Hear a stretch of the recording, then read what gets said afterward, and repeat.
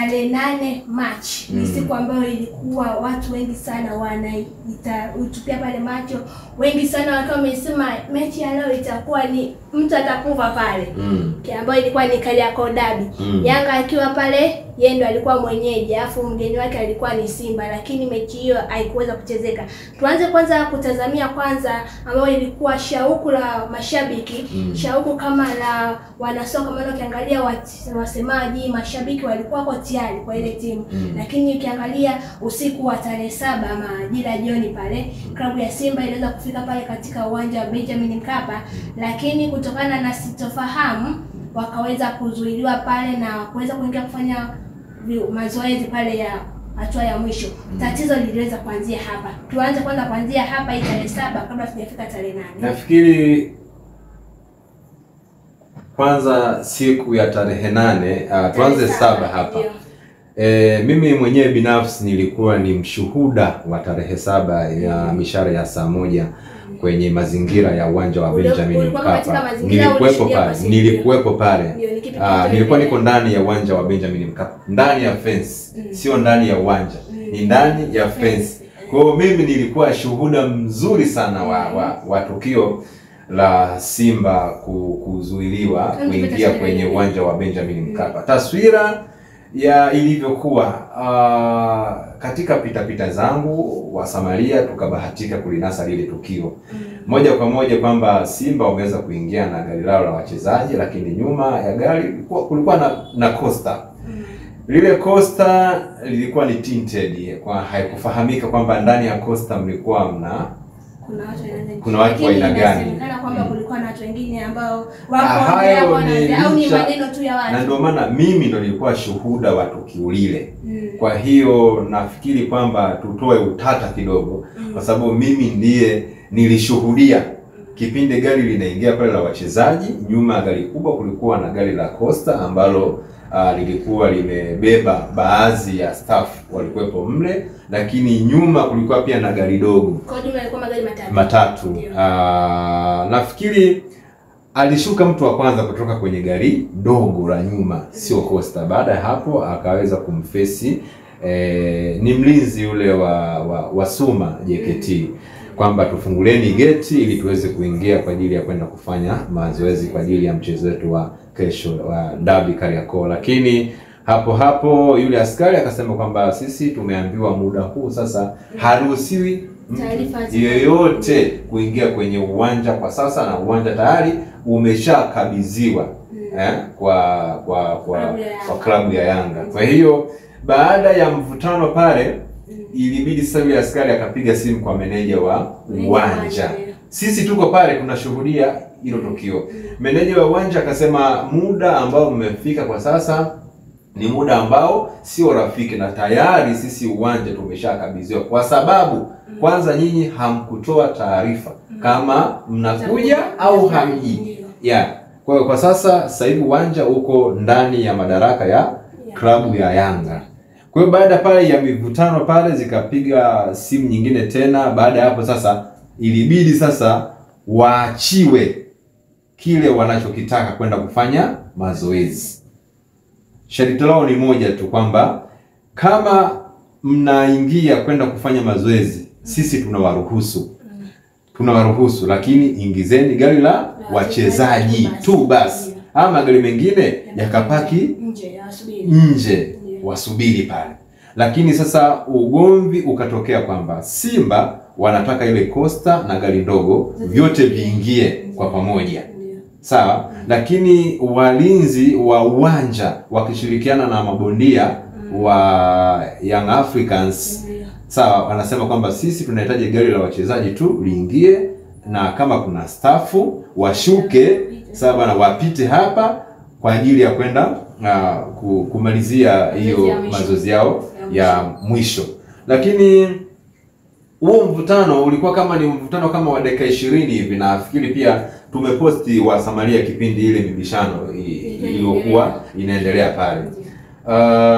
ile mivutano ikawa mikubwa sana. Mwisho siku sasa majirani waliokuwepo pale karibu na uwanja wa Taifa wakaanza kusogea pale, kurusha chupa nini. Kwa hiyo vurugu zikawa nyingi sana. Mwisho wa siku akafanyaje? Ilibidi ile gari kubwa sasa lirudi nyuma, likageuza na msafara ukawa umeelekea Msimbazi. Hivyo ndio ilivyokuwa. Kwamba Simba walipewa ruksa ingawa walikuwa nje ya muda. Lakini taarifa TFF, meneja wa uwanja, bodi ya ligi hawakuwa na taarifa yoyote kama Simba wanaenda kufanya mazoezi ya mwisho. Walijua huenda wamegaili.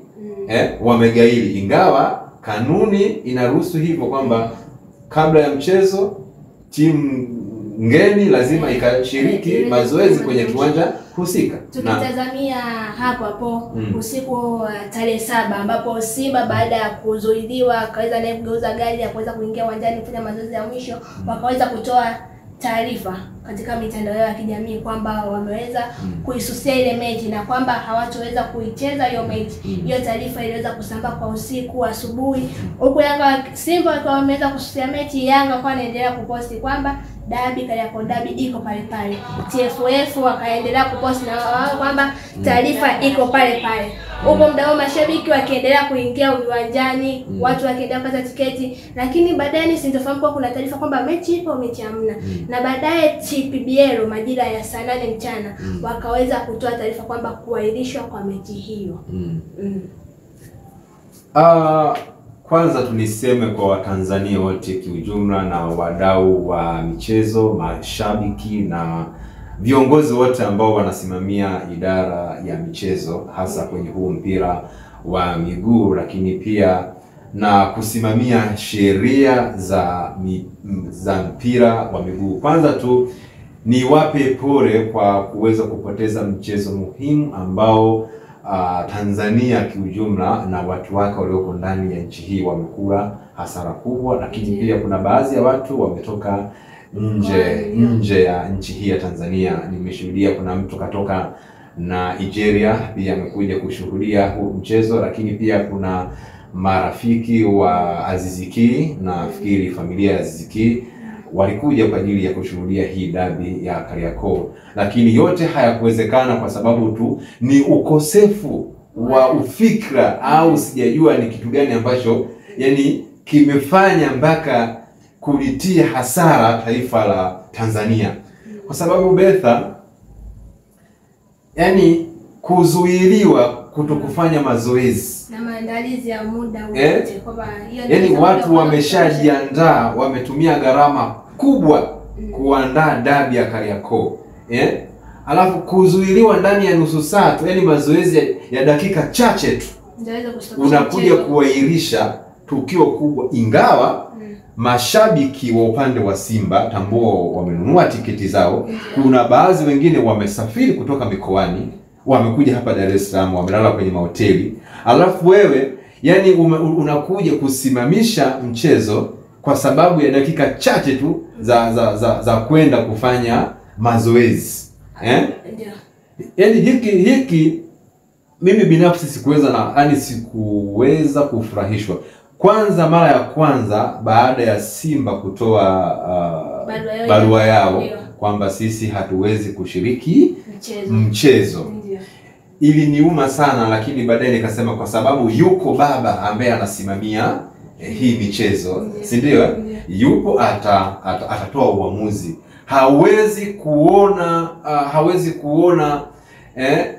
Hawezi kuona kwamba wananchi wamekula hasara kubwa, wengine wametoka mikoani mpaka nje ya nchi ya Tanzania, lakini pia kuna maandalizi yamefanyika ambayo yametumia gharama kubwa kuiandaa dabi ya Kariakoo. Naye pia hawezi kukubali kiurahisi tu kwa kauli ya Simba kwamba kuandika barua kwamba eti hatuwezi kushiriki huu mchezo, tumesusa.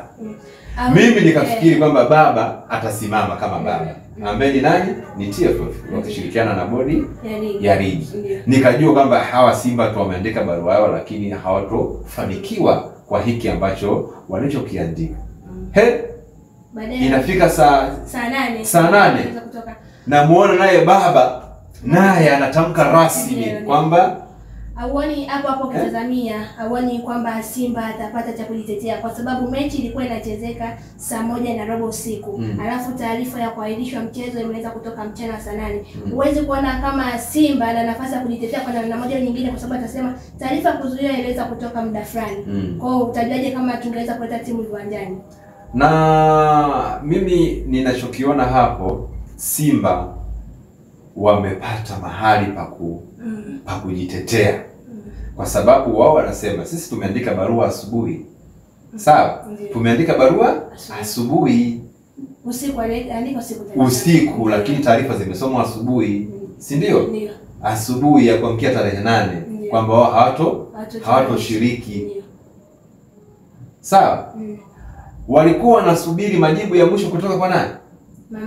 Mamlaka husika. Kwamba je, watatulazimisha tuingie au watakubaliana na maombi yetu? Sawa? Lakini mwisho wa siku taarifa zikatoka rasmi saa 8 kwamba tumeahirisha nini? Mchezo mpaka siku nyingine itakapopangwa.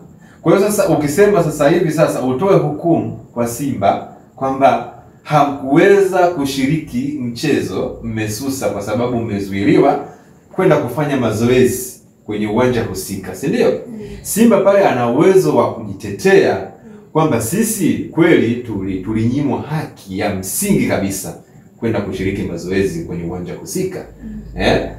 Lakini zile ni hasira kwamba tuliandika barua kwa hasira. Lakini tulikuwa tunasubiri majibu. Je, kuna majibu ya kuja? Tumekubaliwa au tumekataliwa? Na kama tumekataliwa, ili sisi tuingie lakini tukashiriki kwenye mchezo. Lakini sasa tulivyoona sisi barua tulivyoandika na mamlaka husika ikasema yes, nao wakaahirisha mchezo. Kwa hiyo sisi ambao wameahirisha mchezo sio sisi tena Simba, ni mamlaka husika ambaye ni bodi ya ligi ikishirikiana na TFF. Ukiangalia klabu ya Yanga, mechi iliweza kuahirisha tarehe 8, lakini Machi 9 wakaweza nao kuandika waraka mrefu ambapo pale mwishoni wakieleza kwamba hawako tayari mechi kurudiwa kwa namna yoyote pale ambapo mchezo wote utaweza kupangwa. Wanachotaka kwamba mtu akisusia mechi ni kupewa pointi 3 na magoli 3. Lakini pia wakiweza kueleza kwamba klabu ya Simba haikuweza kuwasiliana na uongozi wa Yanga kama ilivyo mgeni anapokuwa anataka kucheza lazima atoe taarifa kwa mwenyeji wake kwamba siku fulani naenda pale kucheza kwa ajili ya mazoezi ya mwisho. Lakini Yanga wameweza kusema hivyo kwamba Simba hakuweza kufanya mawasiliano na uongozi wa Yanga, ndio maana hawakuwa na taarifa yoyote. Wakahisi kwamba watakuja tu uwanjani moja kwa moja. Yanga wameweza kuweka mgomo huo. Unahisi ili itaendaje hapa kati? Ujue hapa sasa hivi kinachoendelea sasa mpaka sasa tunapoongea hapa, si ndio? Kinachoendelea sasa kwa sasa hivi, mzigo mkubwa umeangukia kwenye mamlaka husika. Yes. Yaani ndicho kinachoendelea mpaka sasa, kwa sababu ukitazama Yanga kuandika barua nao hawatoshiriki kwenye mchezo tena wa dabi ya Kariakoo kwa msimu huu. Si ndio? Wameandika hivyo, lakini pia wanahitaji wapewe pointi zao 3 na magoli 3, si ndio? Kama sheria na kanuni zinavyoelezea. Ni haki yao na wana haki ya msingi kabisa ile barua kujibiwa na kupewa haki yao inayostahili. Sasa Simba nao vile vile wanasema sisi hatuwezi kuchukuliwa pointi 3 na magoli 3 kwa sababu tulizuiliwa kwenye haki yetu ya msingi. Waliweza kuwasiliana na hawa ndio hapo sasa. Sawa, kulikuwa kuna makosa, mistake. Kulikuwa kuna makosa. Yaani sasa hivi kuna mistake kwamba Simba amefanya makosa kuhususa mchezo. Lakini yeye anasema mimi niliandika kwa hasira kwa muda kabla ya mechi ya saa 1. Sasa walioahirisha ndio wenye makosa. Alioahirisha ni nani? Maana iliahirishwa masaa 4 au 3 kabla ya mchezo. Kabla mchezo. Kwa hiyo sasa ukitazama Yanga wana uhalali wa kusema kwamba sisi hataki tena maadili. Yaani sisi tena hatuwezi kushiriki tena dabi ya Kariakoo kati ya Simba ya msimu huu hapa. Wana uhalali huo kwa sababu tayari wanatakiwa kupewa pointi zao 3 na magoli 3 kwa sababu tayari wao waliingia ndani ya uwanja, ingawa sasa hawakuingia kwenye pitch. Sawa, lakini tayari gari lao liliingia mpaka ndani kwenye vyumba, walikaa mle kwa ajili ya kusubiri na warm up waka hivyo. Sasa yani wanapaswa wapewe haki yao ya msingi. Lakini Simba wanapaswa kupewa haki ya timu mwenyeji kupewa hukumu kwa lile kosa walilofanya wao kuzuiwa. Lakini ukiangalia kanuni 17 kipengele namba 3 pale inasema kwamba endapo mwenyeji mgeni akishindwa kushiriki, yani akisusa kuingia kwenye mchezo, inatakiwa anyang'anywe pointi 3, magoli 3 na ashushwe daraja. Ashushwe daraja. Au daraja la hapo chini huko. Kuzungumzia katika kushusha daraja. Unahisi kama hii ingeweza kutokea mfano labda kwa Singida, kwa labda KMC, kwa labda maamuzi yashatoka kwa haraka, uone Simba na Yanga labda. Sasa hapo unajua hizi ni timu kubwa sana. Hatuwezi kuzizungumzia kiundani zaidi, lakini tambua kwamba sheria ifikie hatua sheria ifate mkondo. Yes. Lakini tukibebana kwa sababu eti Simba ni mkubwa au Yanga ni mkubwa au Azam ni mkubwa, mpira wa Tanzania hautokuwa. Na ukitazama miezi miwili ligi yetu iliweza kupanda nafasi ya ngapi? Nafasi ya 4. Alafu kiangalia hapa kati kilichotokea, unahisi kwamba ligi iliweza kupanda kiwalali ama ni mchongo kati unaendelea? Na ndipo hapo sasa tunapompa CV Lamovich alizungumza kwamba ligi yetu bado haina ubora. Kiufupi haina ubora. Sasa hiki ndio kinachotokea sasa, kwamba tunawapa watu power ya kusema, tunawapa watu nafasi ya kutukosoa, tunawapa watu nafasi ya kutusema vibaya kwamba ligi yetu haina mashiko. Umeona? Mwisho wa siku tunakosa sasa hata wachezaji wale wakubwa kuja kushiriki kwenye vilabu vyetu vya Tanzania kwa sababu ya vitu ambavyo vinavyoendelea vidogo vidogo. Kwa nini watu wasikae kwenye misingi ya sheria jinsi inavyosema? Nini maana ya kuwa na rais wa michezo Karia? Maana yake ni nini? Nini maana ya kuwa na makatibu? Nini maana ya kuwa na viongozi? Maana yake ni hiyo kwamba rais kazi yake ni kusimamia katiba na kulinda katiba na sheria ambazo zimepangwa zisimamiwe. Sasa kama sheria zinavunjwa, watu wanafanya wanavyotaka, unafikiri kwamba ligi yetu tunaipeleka wapi? Kwa sababu ukicheki watu waliokula hasara tarehe 8 ni maelfu ya Watanzania. Maelfu ya Watanzania. Lakini hili si mara moja tu, imeshatokea zaidi ya mara 2. Kumbuka hilo. Hii tuseme hii ni mara ya 3. Miezi 4 iliyopita kumbukumbu yangu kwamba kuna mechi iliahirishwa ya Simba. Si kwa sababu zipi zilikuwa. Watu tayari walishanunua tiketi nyingi tu, lakini ikaahirishwa. Kwa sababu ilikuwa ni sababu ipi ile, lakini watu wakaflash kwamba sisi tumeichangia klabu yetu ya Simba. Sio mbaya. Umeona, sio mbaya. Lakini hii inajirudia mara kwa mara. Kwa tuseme uongozi mbovu au bado? Uongozi ukisema mbovu sio kweli, kwa sababu kwanza wamechaguliwa na Watanzania ambao wanaipenda soka, lakini pia ngazi za juu pia ambazo zinasimamia mamlaka makubwa ya mpira wa miguu pia wameona kwamba viongozi wanafaa, na ndio maana mpaka leo wanaendelea kupambana nao. Kwa mfano Rais Karia mpaka leo ana miaka mingapi? Takriban ana miaka mingi kidogo anasimamia. Sasa ukisema uongozi mbovu sio kweli, labda tu kuwe kuna vitu vingine ambavyo Watanzania hawavijui.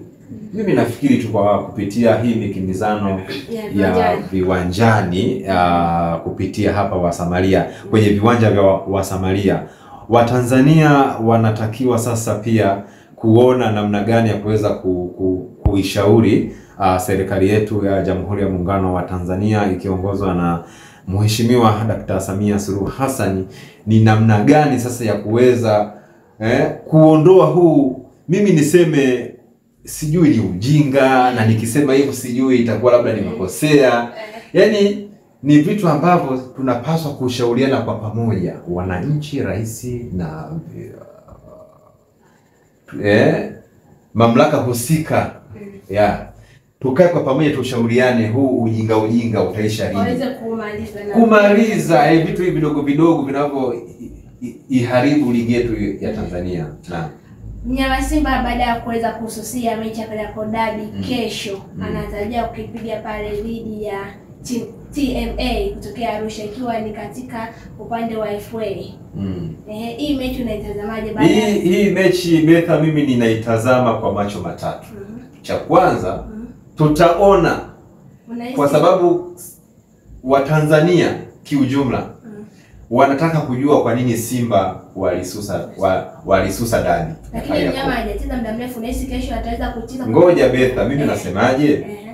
Kesho ndo siku ya kumaliza utata. Kuona labda alisusia Derby kwa nini alisusa? Je, ni sababu za kuzuiliwa au kuna sababu zingine? Sio, umenielewa? Yaani kesho watu wapo attention wa Tanzania. Yaani kesho kuweni attention kwamba muone kwa nini mnyama Simba ameshindwa kushiriki mchezo muhimu ambao umewatoa mbali kuwaleta kwenye uwanja wa Benjamin Mkapa, ambao kama kawaida yao wanasema kwamba ni machinjio yao. Sasa kesho kuweni makini sana, mtaniambia kwa nini Simba amesusa mchezo wa Derby ya Kariakoo. Mtajua tu, tutakutana hapa baada ya mchezo wa TMA kutoka Arusha. Hawa ni Warachuga. Tutaona kesho Betha. Tutajua tu nini ambacho kimeendelea tarehe 7 usiku na tarehe 8 kwa nini wamesusa Simba. Tutaona siku ya kesho. Basi nikushukuru ndao. Naam. Na mtazamaji wa Samalia TV, mpaka kufikia hapo si hatuna la ziada, tunatia nukta kabisa. Ilikuwa ni mikimbizano ya viwanjani kutoka hapa katika uwanja wa Samalia. Langu jina ni mimi Betha Biabato, sikuwa peke yangu, nilikuwa hapa na Bwana Mandela. Usiache kufuatilia channel yetu, kucomment na kushare.